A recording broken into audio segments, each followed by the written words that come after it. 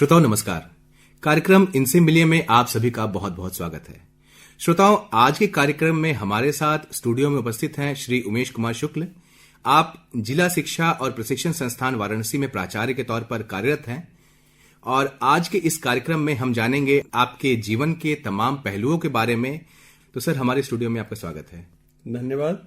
तो मेरा पहला सवाल सर आपसे यह है कि आप हमारे श्रोताओं को बताएं अपने शुरुआती जीवन के बारे में, अपने पठन पाठन और शिक्षण के बारे में, शिक्षा आपने कहाँ से प्राप्त की, इन सब चीजों के बारे में हमारे श्रोताओं को बताएं सर।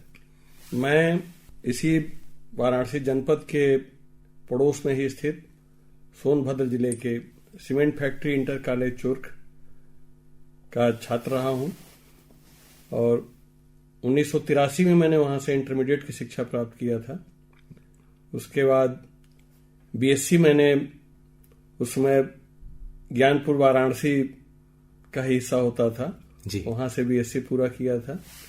एमएससी बॉटनी से गोरखपुर विश्वविद्यालय से किया 1989 में जी। उसके पश्चात बायोलॉजी लेक्चरर के रूप में उत्तराखंड, जो कि पहले उत्तर प्रदेश का हिल कैडर पर्वतीय संवर्ग होता था, वहां पे गवर्नमेंट इंटर कॉलेज में बायोलॉजी लेक्चरर के रूप में कार्यभार ग्रहण किया और 8 साल मैंने वहां सेवा करते हुए 1997 के बैच में प्रांतीय शैक्षिक संवर्ग, जो पीसीएस परीक्षा के द्वारा ही चयन होता है जी, उसके द्वारा चयनित होते हुए और फिर उत्तर प्रदेश के शैक्षिक अधिकारी के रूप में ललितपुर जनपद के डाइट में वरिष्ठ प्रवक्ता के रूप में कार्यभार ग्रहण किया।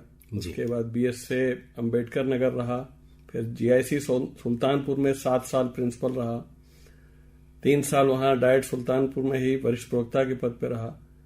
उसके पश्चात प्राचार्य डाइट बस्ती, डाइट लखीमपुर खीरी और जिला विद्यालय निरीक्षक जौनपुर के पदों का दायित्व संभालते हुए पिछले 4 वर्षों से यहां डाइट सारनाथ वाराणसी में प्राचार्य के पद पे विभिन्न दायित्वों का निर्वहन कर रहा हूं। इस जर्नी में हमारी जो शुरुआती शिक्षा मिली, जो cement factory inter college Churk से प्राप्त हुई थी जी जी, एक बेहतरीन शिक्षा व्यवस्था हमें वहां पे उपलब्ध थी। फिर गवर्नमेंट कॉलेज ज्ञानपुर वाराणसी में भी। यहाँ पे मैं जानना चाहूंगा कि आपकी जो पारिवारिक स्थिति थी, आपके पिताजी क्या कार्य करते थे, उसके बारे में थोड़ा हमारे श्रोताओं को बताएं। पिताजी हमारे सीमेंट फैक्ट्री चुर्क में ही वर्कशॉप इंचार्ज के पद पर कार्यरत थे। एक मध्यम वर्गीय परिवार का बालक हूं मैं। 4 बहनें थीं और उनके साथ अध्ययनरत रहते हुए विभिन्न जनपदों में शिक्षा भी ग्रहण किया जी। वाराणसी से, ज्ञानपुर वाराणसी से तो बीएससी किया था और एमएससी गोरखपुर यूनिवर्सिटी से किया था जी। और बड़े लंबे अंतराल के बाद फिर 2000 में बीएससी अंबेडकर नगर बना था। उसके बाद जाकर के अब 2018 में डाइट सारनाथ वाराणसी में सेवा का अवसर मिला है। यहाँ पे मैं आपको थोड़ा रोकना चाहूंगा। मैं ये जानने की कोशिश करना चाहता हूँ कि शुरुआती जीवन में जब आप निसंदेह ही आपका शिक्षा का जो अनुभव रहा है, आपने शिक्षण और शिक्षा के क्षेत्र में कार्य विभिन्न जनपद में किया है और काफी लंबे अंतराल से आपका वो कार्य में जुड़े हुए हैं। मैं यहाँ पे ये जानना चाहूंगा कि जो शुरुआती दौर था आपका, जिस समय आप शिक्षण ग्रहण कर रहे थे, जब आप बच्चे थे या फिर एक युवा के तौर पे भी जब आप शिक्षण ग्रहण कर रहे थे, तो आपके प्रेरणा स्रोत कौन रहे थे उस समय? किनसे आप प्रभावित ज्यादा हुए थे? जब मैं अध्ययनरत था तो उस समय खासकर जूनियर हाई स्कूल स्तर पे जब था तो महात्मा गांधी, पंडित जवाहरलाल नेहरू जी का व्यक्तित्व, स्वामी विवेकानंद का व्यक्तित्व, ये सब प्रभावित करता था। लेकिन प्रेरणा के लिए प्रमुखता मैं विभिन्न लोगों के जीवन के आचरण में जो व्यवहार परिलक्षित होते थे उनसे ज्यादा प्रभावित होता था और सिद्धांतों का जब उनके जीवन में अनुपालन होते देखता था तो उन सिद्धांतों के प्रति एक रुचि बढ़ती गई। और खासकर जब एमएससी लेवल तक पहुंचा तो एक भाव मेरे मन में जगा, जो कि अपने लिए मैंने सूत्रवाक्य के रूप में लिख रखा था कि you the mighty one, be aware so as to be the bright one. तुम समर्थ हो, इस लायक बनो कि अपने को दुनिया में अपना नाम रोशन कर सको। तो जागरूकता हमेशा बनाए रखने के लिए स्वयं से ही एक सूत्रवाक्य लिख रखा, और बाद में यह महसूस होता रहा कि हम सिद्धांतों को अपने जीवन में जितना अधिक उपयोग करते रहेंगे जी, उतना ही हम अपने जीवन में बेहतर उपलब्धियां हासिल कर सकेंगे। एक आइंस्टीन का कथन मुझे हमेशा प्रभावित किया जी, कि दुनिया का संपूर्ण ज्ञान लाखों पीढ़ियों के अनुभवों का निचोड़ है। क्या बात है। ये हमारी समझदारी और जिम्मेदारी है कि उसे हम सही अर्थों में समझें, अपनाएं और लोगों को समझाएं, तब ये दुनिया बचेगी और जीने लायक रहेगी। तो इस भाव में प्रभावित होते हुए सिद्धांतों के प्रति मेरी अभिरुचि हमेशा रही है, और उन सिद्धांतों को व्यवहारिक रूप में मैं कैसे उपयोग करके जीवन में उपलब्धियां हासिल कर सकूं, इसके प्रति हमेशा सजग रहा। खासकर एक भाव मुझे हमेशा यह भी प्रेरित करता रहा जी, कि आपके पास क्षमता हो और अवसर हो और उपलब्धियां न हो तो जीवन में इससे बड़ा दुख नहीं हो सकता। बिल्कुल सही बात। तो हमने अपना आकलन करके ये महसूस किया कि हमारे पास क्षमताएं हैं, अवसर भी उपलब्ध होते ही हैं, बस उपलब्धियां हासिल करनी है, जिससे कि इस समाज से जो कुछ हमें बेहतर मिला है जी, उसको हम दूसरों के लिए भी बेहतर अवसर उपलब्ध कराने में अपना योगदान दे सकें। जब छात्र जीवन में था तो सबसे अधिक जो मुझे चीजें प्रेरित करती थी जी, कि एक सीमेंट फैक्ट्री की कॉलोनी में रहने वाला मैं छात्र था जी, और जितने भी अभिभावक गण मिलते थे उनको नमस्कार करने के बाद जब मैं आगे बढ़ता था तो आपस में बात करते दिखते थे कि ये शुक्ला जी का लड़का है, बड़ा अच्छा लड़का है। तो यह भाव मेरे मन में जगा रहा कि समाज मुझे एक अच्छे लड़के के रूप में मानता है, अच्छे लड़के के रूप में जानता है, तो अपने व्यवहार को हमेशा सदा इस रूप में रखना है कि मैं अच्छा जाना जाता रहूं। यह भाव मुझे हमेशा आत्मनियंत्रित करते रहा और मैं निरंतर अपने को बेहतर बनाने के लिए सजग बना रहा, और वह सजगता ही मुझे अंत में जो कुछ भी उपलब्धियां हैं उन्हीं का परिणाम है जी। मैं जब बीएससी कर रहा था तो उस दौरान पैसे के लिए कभी मुझे अपने पिताजी से पैसा मांगना नहीं पड़ता था जी, हमेशा बैंक में खाता खुलवा देते थे और जब जरूरत पड़ती थी मैं निकाल लेता था। लेकिन बीएससी करने के दौरान मैंने ये महसूस किया कि पिताजी का ही पैसा मेरे जेब से होकर जाता था, तो पहली बार प्रतिदिन के होने वाले खर्चों का आकलन की एक जागरूकता जगी। जी जी। उस समय मैंने 85 में बीएससी किया था।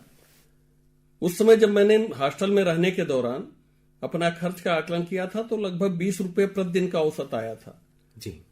और वह जागरूकता मुझे इस तरह से नियंत्रित करती रहती थी कि जिस दिन मैं अपना अध्ययन थोड़ा कम कर पाता था या किसी कारण से अध्ययन बाधित मेरा हो जाता था तो उस दिन लगता था कि मेरा 20 रुपया मेरे जेब से गिर गया। उन 20 रुपयों को बचाते बचाते आज स्थिति है कि 5,000 रुपया प्रतिदिन वेतन के रूप में मिलता है जी। और अवसर कम से कम प्रतिदिन सैकड़ों लोगों के जीवन में बदलाव लाने का जो अवसर मिलता है वो उससे अधिक कीमती है जी। यदि उस समय मैंने उन 20 रुपयों को बचाया नहीं होता तो आज ये अवसर उपलब्ध नहीं होता। निसंदेह ही आपने अवसरों की बात की और जो भी आपने अपने जीवन के शुरुआती दिनों के बारे में बताया और जिन भी परिस्थितियों में आप रहें और जो भी आपके प्रेरणा स्रोत रहे उनके सिद्धांतों से आपने अपने आप को एक मूर्त रूप दिया और समाज के लिए इतना कुछ कर रहे हैं, जहां पे आपने ये भी बताया कि एक सामाजिक भूमिका जो आपको प्राप्त हुई थी उसको आपने बखूबी निभाया। अब मैं आपके कार्य क्षेत्र के बारे में जानना चाहूंगा कि आपने जैसा कि शुरुआत में ही बताया कि आपने तमाम जनपदों में शिक्षा से जुड़े हुए आपने कार्य किए हुए हैं, तो कार्य क्षेत्र में आपको क्या कुछ करने का अवसर मिला और उसमें कौन कौन सी चुनौतियां आपको ऐसी मिली जिसके बारे में आप हमारे श्रोताओं को बताना चाहेंगे और उन चुनौतियों को आपने कैसे पार किया इसके बारे में हमारे श्रोताओं को बताएं आप सर। मेरे व्यक्तिगत व्यक्तित्व का विकास भी और या शिक्षा विभाग में जो कुछ मैंने योगदान दिया है वो चुनौतियों का सामना करते हुए ही दिया है। मैं जीव विज्ञान प्रवक्ता के रूप में 8 साल सेवाएं अपनी दिया हूं विभाग में। राजकीय इंटर कॉलेज में था, टिहरी और देहरादून के विद्यालयों में। उस दौरान शिक्षक रहते हुए भी यदि 23 वर्ष की उम्र में नौकरी लग गई थी, लेकिन विद्यालय में कोई भी छोटी मोटी समस्या यदि दिखती थी तो एक संवेदनशीलता के साथ उनका समाधान कराने के लिए उसमें जो भी प्रधानाचार्य होते थे उनसे संपर्क करते हुए मैं पूरी कोशिश करता था कि उन समस्याओं का हल निकाला जाए। जी बिल्कुल। तो इस जिम्मेदारी के एहसास में मुझे निरंतर प्रत्येक सप्ताह में प्रधानाचार्य से जाकर के बार बार निवेदन करना पड़ता था। बीच में 2-3 प्रधानाचार्य बदले, उनसे भी बार बार यही स्थिति बनी रही। फिर उसी दौरान मुझे महसूस हुआ कि यदि ये अधिकार मैं अपने हाथ में मुझे मिल जाए, ये शक्ति मुझे मिल जाए, तो मुझे दूसरे से रिक्वेस्ट नहीं करना पड़ेगा। जी। ये 6 साल बाद जब यह अनुभूति आई कि यदि तुम वास्तव में कुछ परिवर्तन करना चाहते हो तो पहले उस परिवर्तन की शक्ति अर्जित करो, इस भाव ने मुझे पढ़ने के लिए प्रेरित किया। और जैसे ही ये भाव जगा, 97 बैच में मैं पीएस संवर्ग में 14वीं पोजीशन हासिल किया और ललितपुर के डाइट में मेरी पहली नियुक्ति हुई। वह सोनभद्र में शिक्षा दीक्षा थी, वहां पे पेरेंट्स उस समय रहते थे। और बलिया जनपद मेरा गृह जनपद है, बलिया का में जन्म हुआ है। जी जी। और पोस्टिंग पहली ललितपुर थी। बहुत दूर होने के बावजूद भी मैं ललितपुर में अपनी सेवाएं दिया। फिर उसके बाद बीएसए अम्बेडकर नगर बना। बीएसए के रूप में रहते हुए मुझे ये महसूस हुआ कि प्रशासनिक पदों पे हम समाज में बहुत गुणात्मक परिवर्तन नहीं कर सकते हैं। वहां हम एडिटिव वे में कोई भी चेंज लाते हैं। हम एक व्यक्ति का काम कर देते हैं तो उसमें थोड़ा चेंज आता है, दूसरे व्यक्ति में चेंज थोड़ा कर देते हैं, वो लाता है। जबकि शैक्षिक क्षेत्र में यह अवसर गुणात्मक रूप में बढ़ता है। इस अपनी उपादेयता को महसूस करते हुए मैंने प्रयास करके राजकीय इंटर कॉलेज का प्रधानाचार्य बनना स्वीकार किया। जी। और जीआईसी सुल्तानपुर में ज्वाइन करने के बाद मैंने उस विद्यालय को बेहतर बनाने के लिए जब प्रयास शुरू किया तो शुरुआती 1-2 साल में वहां के एक बड़ा स्टाफ था, लगभग 65 शिक्षक वहां कार्यरत थे। कई चुनौतियों का ऐसा सामना करना पड़ा कि वो जो कुछ भी मैं कुछ सकारात्मक परिवर्तन करता था तो कुछ ऐसे उनके द्वारा प्रतिक्रियाएं होती थी जो कि विद्यालय हित में नहीं होता था। जी। और उनका समाधान करने का मुझे कोई उस समय तत्कालिक कारण समझ में नहीं आता था कि कैसे ये ठीक होगा, कैसे लोग मानेंगे, कैसे सही कार्य वही करेंगे जो करना चाहिए। तो इस उहापोह में अपनी जिम्मेदारी को महसूस करते हुए मैंने उस समय कुछ स्वाध्याय शुरू किया। स्वाध्याय करने के बाद भी 1-1.5 साल आगे तक भी कोई समाधान बहुत नहीं निकलता था। एक दिन मैंने स्वयं ये सोचना शुरू किया कि इन समस्याओं में मैं कहां पे अपने को दोषी पाता हूं। कुछ तो ऐसा समस्या होगी जो मेरे अपने ही ठीक कर लेने से हल हो जाए। जी। इस चिंतन में व्यस्त था। उसी समय मुझे महसूस हुआ कि मेरे अंदर 7 बड़े दोष हैं जो कि मैं पहचान पा रहा हूं और उनमें कहीं ना कहीं मेरी समस्याओं को उत्पन्न करने में उनका भी कुछ योगदान है। जी जी। और वो 7 बड़े दोष इतने बड़े दिखाई दे रहे थे जो कि मुझे लगा कि ये तत्काल दूर नहीं हो सकते। और वही व्यक्ति जो दूसरों के दोषों को तुरंत दूर करना चाह रहा था, जब अपनी दोष नजर आई तो उनके प्रति हमारी धैर्य जवाब दे चुका था। और मुझे लगा कि 7 तो नहीं दूर हो पाएगा, चलो एक को दूर करने का प्रयास करते हैं। उस एक दोष को दूर करने के लिए जब मैंने संकल्पबद्ध हुआ तो वह समय भी न्यूनतम निर्धारित किया, वह लगभग 1.5 साल का था। क्योंकि वह दोष था क्रोध। जो व्यक्ति अपने को सही समझता है वो प्रायः दूसरों पे जल्दी क्रोधित हो जाता है, क्योंकि उसको लगता है कि दूसरे जानबूझ के गलत कर रहे हैं। जी। ये सबसे बड़ी दुर्बलता होती है। और इसको दूर करने का जब मैंने संकल्पबद्ध हुआ तो जो इसके बीच में मैंने स्वाध्याय किया था वो मेरे लिए उपयोगी सिद्ध होना शुरू हुआ। और 1-2 घटनाएं ऐसी हुई जिसमें क्रोध के बड़े अवसर थे, लेकिन जिन लोगों के कारण से वह क्रोध की स्थितियां उत्पन्न हो रही थी उनके ऊपर उस समय मेरे अंदर दया का भाव उत्पन्न हुआ। यह व्यक्ति जानता नहीं है कि ये क्या कर रहा है, क्यों कर रहा है। और उस दया भाव में उसको इग्नोर किया और परिणाम ये मिला कि जिसके साथ मैं यह व्यवहार किया उन्होंने वो मेरे इस क्षमा वाले आचरण से अपने उन गलतियों को जो कि वो प्रायः किया करते थे उनको छोड़ दिया। यह परिवर्तन केवल 3 माह में देखने को मिला। और जिस क्रोध को दूर करने का मैंने संकल्प लिया था कि 1.5 साल में शायद दूर कर पाऊंगा, वह 3 महीने में ही दूर हो चुका था। और आज की स्थिति यह है कि अब कोई सबऑर्डिनेट के द्वारा कभी कोई गलती हो भी जाती है तो उसके गुण दिखाई देते हैं कि यह गलती जरूर हुई है, लेकिन यह व्यक्ति इतना अच्छे अच्छे काम करता है, तो जो व्यक्ति अच्छा कर सकता है उससे एक दो चूक भी हो सकती है जी। उन लोगों से जिनसे भी कोई त्रुटि होती है, उनके गुणों पर ध्यान देते ही क्रोध खत्म हो जाता है। और जब हम उनको सपोर्ट करने की भूमिका में आते हैं तो फिर उनका भी सपोर्ट हमें मिलने लगता है, फिर असंभव कार्य भी संभव होते दिखाई देने लगते हैं। तो निसंदेह ही आपने जो अपने अनुभव के बारे में बताया और तमाम चुनौतियों को जो आपने स्वीकार किया और उसके ऊपर पार पा करके आप अपने व्यक्तित्व के साथ साथ अब जिस कार्यालय में आप कार्य कर रहे थे वहां पे भी तमाम तरह के चीजों को ठीक किया। यहाँ पे मैं आपसे ये जानना चाहूंगा कि आप एक बड़े शिक्षण संस्था में प्राचार्य के तौर पर कार्यरत हैं, तो जहाँ पे शिक्षा और पठन पाठन से संबंधित कार्य में हमेशा लगे रहते हैं, यहाँ पे एक चीज मैं ये जानना चाहूंगा कि आपके जीवन में और क्या कुछ शौक हैं आपके? शौक हमारा सीखना और सिखाना ही है जी। हर दिन मैं ये सोचता हूं कि हर दिन मेरा बेहतरीन बीतना चाहिए, और उस बेहतरीन बीतने में हम 2004 में एक आर्ट ऑफ लिविंग का बेसिक कोर्स किए थे, जिसमें यह सिखाया गया कि अपने कार्य में अपना 100% लगाइए जी। तो जो भी मैं कार्य करता हूं उसमें जैसे ही 100% लगाता हूं, हर कार्य मेरे लिए आनंदमय हो जाता है, और जब आनंदमय होता है तो पूरे जोश के साथ में उस कार्य में तल्लीन होकर के उसको करता हूं, फिर परिणाम मिलता है। तो हम कार्य करते हुए भी आनंदित होते हैं और दूसरे को सिखाते हुए भी आनंदित होते हैं, क्योंकि हमारा कार्य क्षेत्र ही ऐसा है जहां हम शिक्षकों के साथ संवाद करते हैं जी। और एक शिक्षक भी यदि मेरे सामने बैठा होता है तो मुझे यह लगता है कि यह कम से कम अपने जीवन में 2000 जीवन का नेतृत्व कर रहा है। 2000 लोग उस शिक्षक को फॉलो करते हैं। और जिला शिक्षा और प्रशिक्षण संस्थान में हमारे पास हर वार्ता में कम से कम 50 से 100-150 शिक्षक उपलब्ध होते हैं।